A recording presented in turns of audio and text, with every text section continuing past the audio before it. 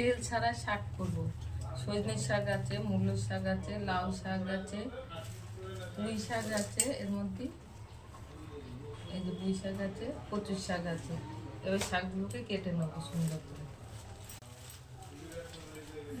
জড়িয়ে নেবো, তাহলে শাকগুলোকে ভালো করে কাটা যাবে।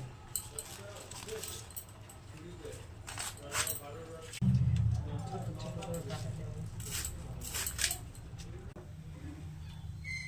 তেল ছাড়া 5 মিশালি শাক রান্না করব।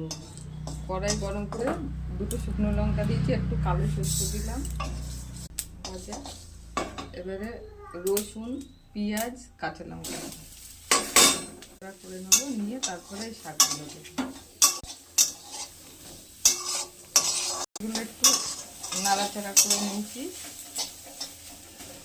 এবার শাকগুলো দিয়ে দিলাম।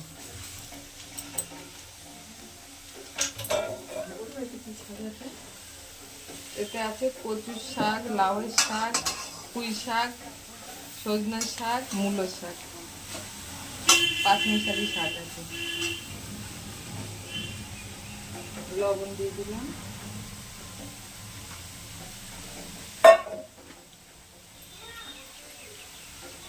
একটু হলুদ দিলাম,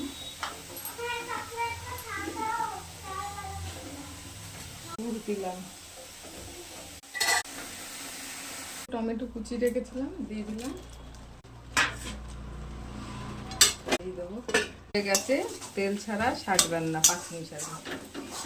কেউ যদি মনে করেন কাঁচা তেল পাতে ঢেলে খাবো, পেঁয়াজ দিয়ে কাটে গেছে, নামিয়ে দিচ্ছি আমি। কেউ যদি মনে করেন পাতে তেল দিয়ে খাবেন, একটু কাঁচা সর্ষের তেল আর পেঁয়াজ, ভালো লাগবে।